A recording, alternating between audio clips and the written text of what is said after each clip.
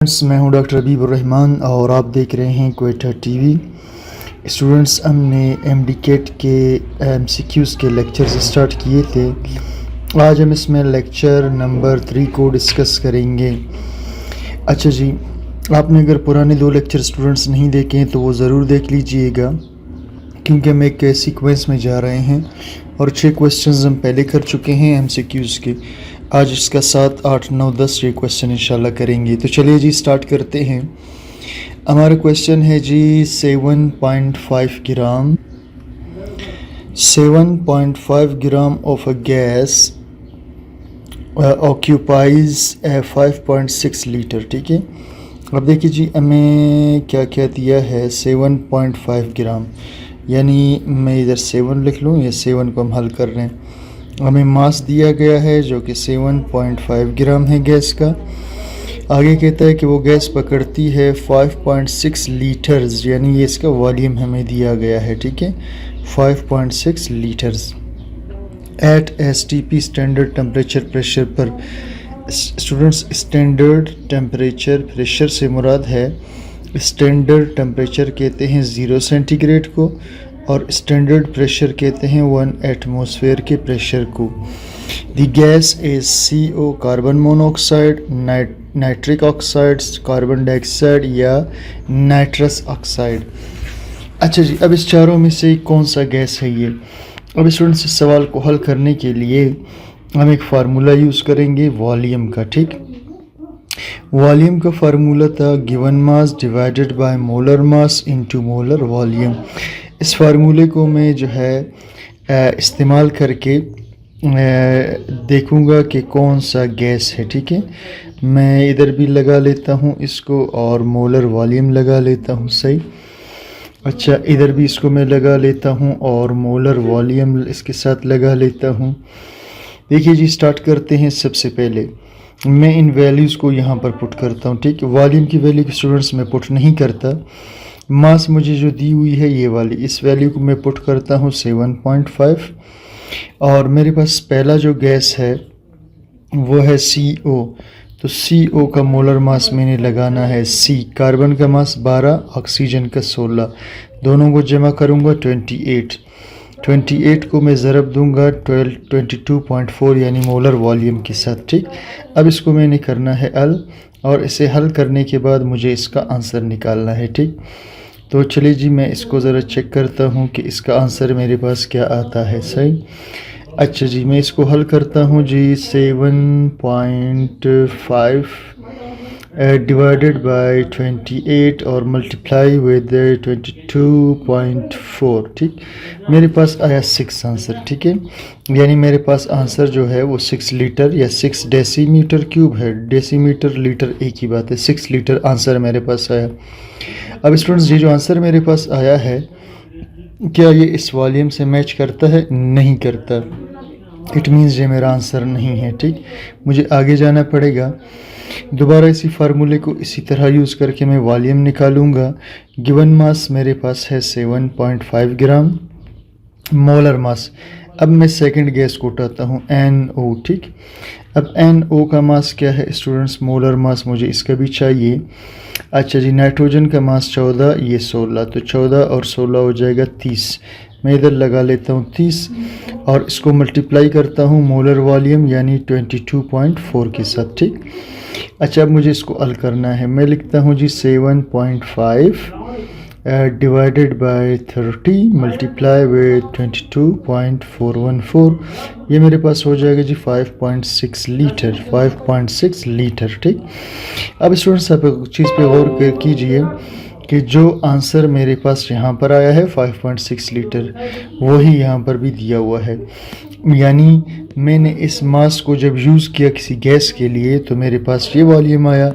It means कि यही gas जो है हमारा आंसर है। ठीक है, और ये कौन सा जी? NO। तो हमारा आंसर होगा B वाला जो कि बनता है NO। ठीक, ये स्टूडेंट्स हमारा आगे भी आप इसे हल कर सकते हैं। मैं इसे आगे हल नहीं कर रहा, आप इसी फार्मूले के तहत आगे भी हल कर सकते हैं। मैं चलता हूँ स्टूडेंट्स नेक्स्ट क्वेश्चन पर। ये 7 हमने कर लिया, 8 पे चलते हैं। अच्छा, the incorrect statement for 14 gram CO is. यानी सवाल नंबर जो है 8 में हमारे पास है 14 ग्राम ऑफ CO, ये मास है कार्बन मोनोऑक्साइड का। अब हम देखते हैं वो हमें कह रहा है कि जी इसमें इनकरेक्ट स्टेटमेंट आपने ढूंढना है। सही, पहला स्टेटमेंट है it occupies 2.24 litres at NTP, normal temperature pressure की बात हो रही है। सही, नॉर्मल टेम्परेचर प्रेशर की बात हो रही है। अच्छा स्टूडेंट्स, पहले तो आप एक बात जहन में रखें। सही, वो बात ये जहन में रखें कि कार्बन मोनोऑक्साइड जो है वैसे 28 ग्राम होता है, जो कि बनता है 1 मोल। सही, और यहाँ चूँकि 28 का हाफ है तो ये जो है हाफ मोल बनता है। इतनी बात तो आप जहन में रखिएगा ताकि सवाल को हल करने में हमें आसानी रहे। ठीक है, इतनी बात आप अपने जहन में रखिए ताकि हम सवाल हल करने में हमें आसानी रहे। अब देखिए स्टूडेंट्स, मैं इधर से जी, अच्छा अब देखिए जी, हम इसे हल करना स्टार्ट करते हैं। सबसे पहले मैं क्या करूँगा इसके लिए, देखिए जी यहाँ पर हमारे पास पहला ऑप्शन क्या था जी, it occupies 2.24 litres at NTP। अब 2.24 लीटर ये वॉल्यूम का जिक्र कर रहा है, मुझे वॉल्यूम ही का फार्मूला लगाना पड़ेगा दोबारा से ताकि मैं इसे चेक कर सकूं। ठीक, given mass divided by molar mass into molar volume. सही, ये मुझे फार्मूला लगाना होगा। अब मेरे पास गिवन मास है 14, मैं इधर लगा लेता हूँ। मोलर मास CO का 28 ही आता है और इसको मैंने 22.4 के साथ मल्टीप्लाई करना है, तो जी यहाँ पर लगा लेता हूँ। 14 डिवाइडेड बाय 28 मल्टीप्लाई करता हूँ 22.4 के साथ, मेरे पास आंसर आता है जी 11.2 लीटर वॉल्यूम आता है। ठीक, 11.2 लीटर मेरे पास इसका क्या आया जी, वॉल्यूम आया। ठीक है, अच्छा स्टूडेंट्स, एक बात और यहाँ हमसे गलती हुई। सही, वो गलती ये हुई, देखिए जी उन्होंने कहा था NTP पर, नॉर्मल टेम्परेचर प्रेशर पर। नॉर्मल टेम्परेचर होता है 25 सेंटीग्रेड और नॉर्मल जो प्रेशर है वो होता है जी 1 ATM। तो मैंने मोलर वॉल्यूम पर यहाँ नॉर्मल वॉल्यूम की वैल्यू लगानी है जो कि होती है अच्छा याद रखिए जी 25 सेंटीग्रेड पर किसी भी गैस का जो वॉल्यूम है वो है 24 डेसीमीटर क्यूब या 24 लीटर। तो मुझे इधर 24 लगाना पड़ेगा। ठीक है, मोलर वॉल्यूम की जगह 24 लगाना पड़ेगा। मैं यहाँ 24 को मल्टीप्लाई करूँगा, दोबारा से मैं इसको कर लेता हूँ जी 14 डिवाइडेड बाय 28 और इसे मल्टीप्लाई करता हूँ 24 के साथ, मेरे पास आंसर आ रहा है जी 12 लीटर्स। ठीक है, अब देखिए जी मैंने इसका वॉल्यूम जब 14 ग्राम CO का वॉल्यूम निकाला तो 12 लीटर आया। सही, और ये कह रहा है जी it occupies 2.24 litres at NTP, तो इट मीन्स कि ये स्टेटमेंट करेक्ट नहीं है। ठीक है, अगर ये स्टेटमेंट करेक्ट होता तो हमारे पास इस वॉल्यूम की जगह इधर हमारे पास यही वॉल्यूम आना चाहिए था जो अभी हमने निकाला है। सही, इट मीन्स कि ये स्टेटमेंट करेक्ट नहीं है और हमसे इनकरेक्ट स्टेटमेंट ही मांगा है, तो हमारा आंसर होगा A। ठीक, मैं ज़रा इसको लगा लूँ, हमारा आंसर बिल्कुल यही है, A हमारा आंसर आना चाहिए। ठीक, अब आगे देखते हैं स्टूडेंट्स, थोड़ा सा और भी इसको चेक करते हैं कि आगे क्या कह रहा है। आगे कहते हैं जी it corresponds to 0.5 moles of CO, इसका मतलब है कि आधा मोल है। तो मैंने देखा आपको बता दिया कि वाकई 14 ग्राम आधा मोल ही होता है, तो ये स्टेटमेंट तो करेक्ट है। It corresponds to same mole of CO and N2, कहते हैं इसमें इतने ही मोल होते हैं जैसे CO और N2 के अंदर। क्या मतलब हुआ, देखिए स्टूडेंट्स, मैं लिखता हूँ N2, मैं लिखता हूँ CO। अच्छा, N2 का मास आता है 28 ग्राम, CO का मास भी आता है 28 ग्राम। अच्छा, ये 1 मोल N2 का मास है और ये 1 मोल CO का मास है। अगर मैं इस दोनों को हाफ मोल ले लूँ, यानी कि CO तो मुझे 14 ग्राम दिया हुआ है जो कि बनता है हाफ मोल, तो बिल्कुल इसी तरह अगर इसका 28-14 है तो नाइट्रोजन का 28 भी कितना होगा जी, 14 ग्राम ही होगा जो कि हाफ मोल बनेगा। इट मीन्स ये स्टेटमेंट बिल्कुल ठीक है। It corresponds to 3×10⁻23 molecules of CO। हाँ, ये बात भी स्टूडेंट्स बिल्कुल ठीक है। देखिए डी जो ऑप्शन इनका ना, इसमें बिल्कुल ये बात इनकी ठीक है कि इसमें यानी CO का अगर मास 14 ग्राम हो तो उसमें 3.0 10⁻23 मालिक्यूल्स होंगे। तो बिल्कुल ठीक है, क्योंकि ये आधा मोल है और ये हाफ मोल है। 14 ग्राम कितने हैं जी? हाफ मोल है। तो हाफ मोल में तो इतने ही मालिक्यूल्स होते हैं। तो इट मीन्स कि बाकी तीनों स्टेटमेंट्स ठीक थे और पहला स्टेटमेंट इसका गलत था, और हमें गलत स्टेटमेंट का पूछा था, तो वो हमारा आंसर है सही। चलो जी, नेक्स्ट सवाल पे स्टूडेंट्स मैं चलता हूँ, और नेक्स्ट इसमें है क्वेश्चन नंबर 10। क्वेश्चन नंबर 9 है, which of the following pair of gases contain equal number of molecules. अब हमने देखना है कि इसमें इक्वल नंबर ऑफ मालिक्यूल्स कौन से गैसेस रखते हैं। ठीक है, इक्वल नंबर ऑफ मालिक्यूल्स। मैं इसको स्टूडेंट्स बारी बारी आपको जो है समझाता हूँ कि किस तरह जो है कि कौन से गैसों के पेयर जो है इक्वल नंबर ऑफ मालिक्यूल्स रखते हैं। तो चलिए जी, इसके लिए हम आते हैं यहाँ पर, स्टार्ट करते हैं नंबर 9 को। ठीक, अच्छा जी, तो देखिए स्टूडेंट्स, सबसे पहले मेरे पास पहला पेयर है, यहाँ पर आप देख लीजिए कि कौन सा है जी, CO2 NO2।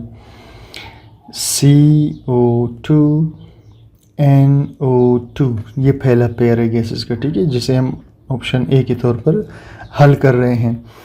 तो स्टूडेंट्स, इस पहले पेयर के अंदर अगर आप और करें, देखो कहते हैं इक्वल नंबर ऑफ मालिक्यूल्स रखते हैं या नहीं रखते हैं। तो सिंपल सी बात है जी, ये भी एक मोल है और हमें पता है कि ये भी एक मोल है, और एक मोल का वॉल्यूम क्या होता है 22.4, एक मोल का वॉल्यूम 22.4 होता है STP पर, और इसमें भी 6.02 10⁻23 मालिक्यूल्स होंगे, इसमें भी 6.02 10⁻23 होंगे। ठीक, तो पहला मैंने पेयर देख लिया सही।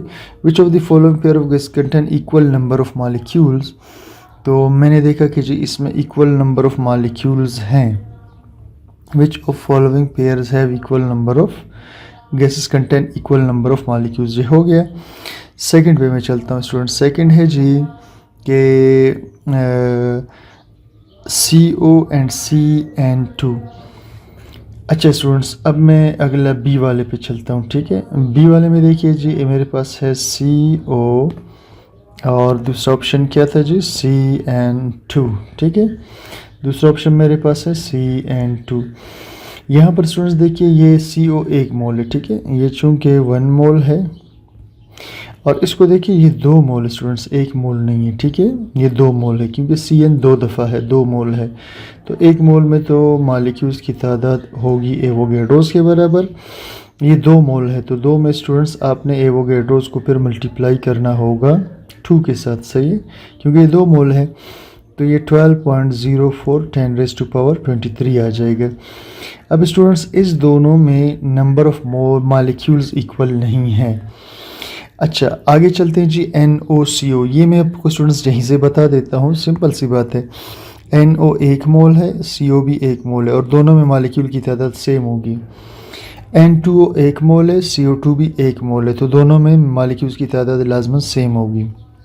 अब देखिए स्टूडेंट्स, इसमें और इसमें, इस तीनों में मालिक्यूल की तादाद सेम है, और वो हमसे सवाल क्या कर रहे हैं, which of the following pair of gases contain equal. तो ये तो तीनों ही जो है इक्वल रखते हैं, सिर्फ ऑप्शन बी वाले में इक्वल नंबर ऑफ मालिक्यूल नहीं है, क्योंकि इसमें ये 2 मोल है और ये 1 मोल है। असल में स्टूडेंट्स, यहाँ पर जहाँ तक कि मैं समझता हूँ क्वेश्चन के अंदर गलती है। उसने हमसे पूछना था which of the following pair of gases do not contain. ठीक है, कौन सा pair of gases do not contain equal number of molecules. अब अगर वो हमसे कहता कि डू नॉट कंटेन, तो ये वाला नहीं रखता, क्योंकि बाकी तीनों तो रखते हैं, लिहाजा हमारा ऑप्शन यही वाला होगा। ठीक है, कि ये वाला बी वाला हमारा ऑप्शन होगा। अच्छा जी स्टूडेंट्स, अब इसके बाद हम चलते हैं जी सवाल नंबर 10 पर। Express 145.6 litre of chlorine in terms of gram moles. Student, gram mole का मतलब होता है कि आपने इसको मोल के अंदर जाहिर करना है, सिंपल सी बात है, ग्राम मोल को ही कहते हैं। तो आपने 145.6 लीटर क्लोरीन गैस को मोल में ज़ाहिर करना है, ठीक है, मोल में ज़ाहिर करना है।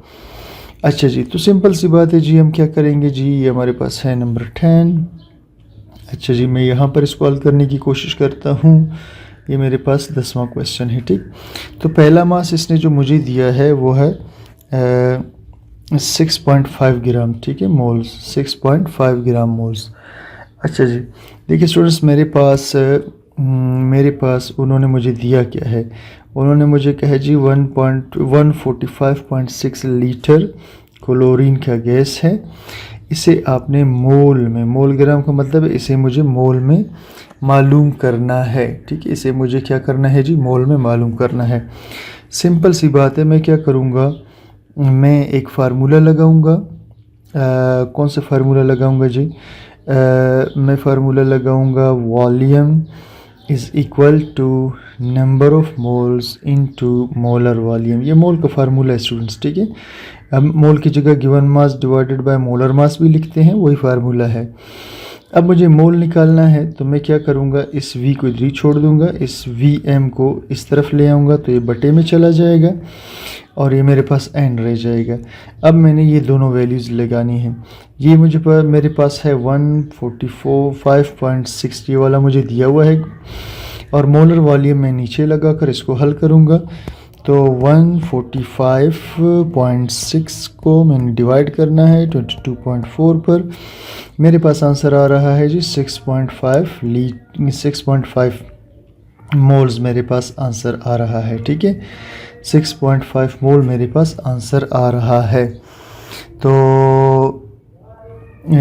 अच्छा जी, और यही जो है देखिए जी, इसी से जो है ये मतलब यही जो है 145 लीटर वाला आंसर है। तो हमारा आंसर होगा ऑप्शन 1, ठीक है, हमारा आंसर क्या होगा जी, ऑप्शन 1 ही होगा हमारा आंसर।